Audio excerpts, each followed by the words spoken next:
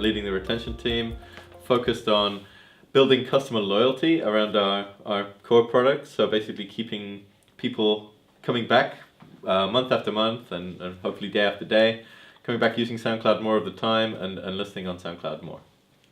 All right. So if you were to advise a small, medium companies without a high budget, what would you say are the first channels from your mobile growth stack to focus on?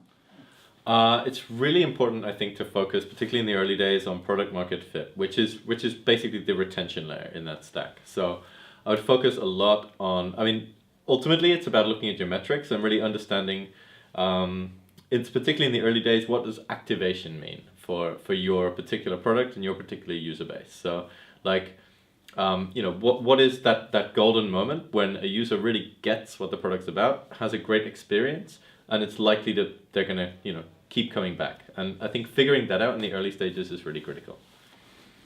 Yeah, how do you figure that? How do you figure it out? That's the harder part, right? Like, I'd say really important, talking about elements of the stack, would be user testing in the early days. Like, get people actually observe people using your product, get them into the office, or go out onto the street, go and find them in cafes and say, hey, would you mind checking this out?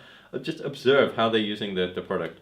There's also some great online user testing products out there, usertesting.com, for example, where you can just basically get videos of people using your product from all over the world really quickly.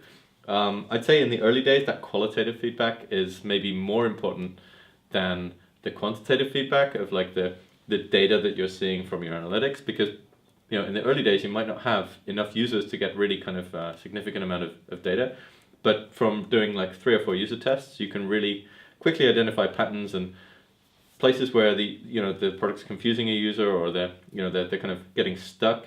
And I think in the early days, like that qualitative feedback is really vital.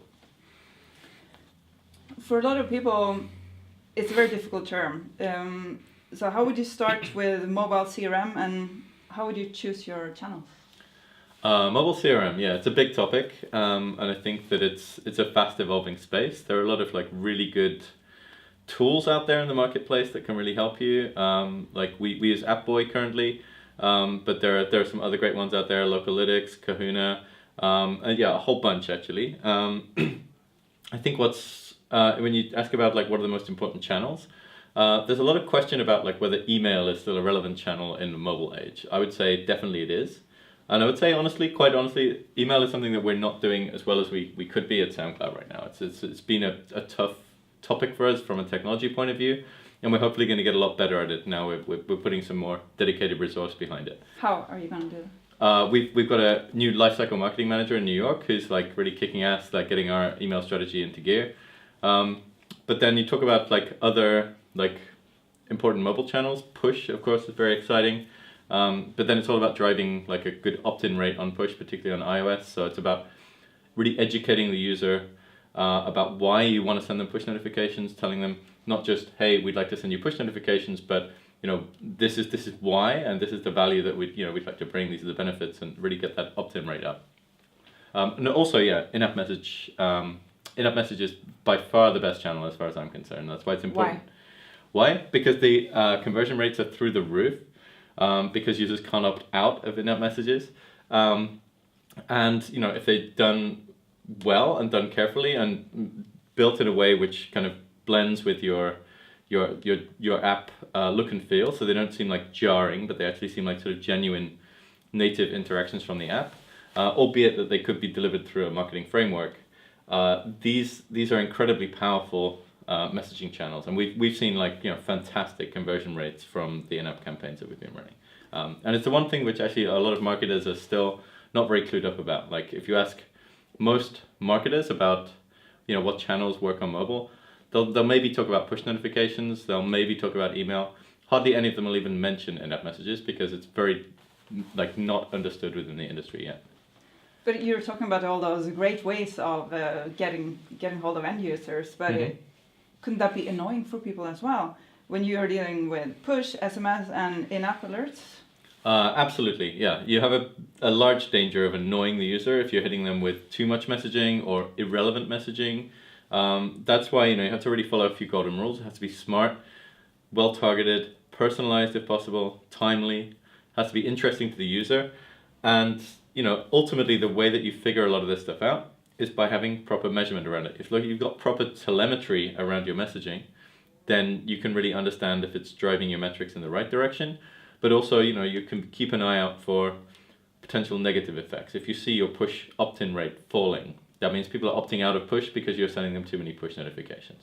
If you see people churning out of your app after you've been hitting them with in-app notifications, you should probably adjust your strategy. So again, it's about watching the metrics, watching your analytics, and having the right telemetry set up around these campaigns and these interactions, that you're not just doing something and hoping that it'll work, but really monitoring the effects and basically adapting accordingly.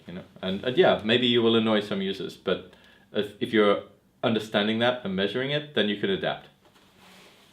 If we look at the coming year, what do you envision as the biggest trends in mobile? Biggest trends in mobile this year, I would say it's going to be a continuing trend towards app indexing. So in other words, indexing of content within mobile apps from search. So both Google and Apple have rolled out sort of deep app indexing search recently, and more apps are starting to index their content and make that content visible to search engines, which is a really interesting trend. It really kind of unbundles the content from within those apps to some extent. So there's a risk there of maybe making the content inside your app less dependent on users being inside your app to get at it, but it's also a great opportunity for discovery. So I'd say that's probably the trend that I'm most excited about, sort of working for a company that has a ton of indexable content. Yeah, and for SoundCloud, how are you going to deal with this challenge or this opportunity? So we have, we already support Google App Indexing, and we're already showing up in their search results, and we're seeing an increasing amount of our mobile search traffic coming through this channel and deep linking into the app. We're also in the process of supporting and better optimizing for the Apple search.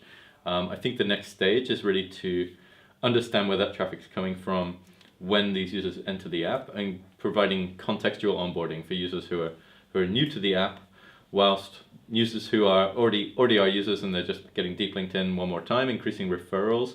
It's about getting them to that content as quickly as possible, and it's basically then it's another session which they might not have otherwise had, and so it's about removing obstacles and friction to get them straight into the content.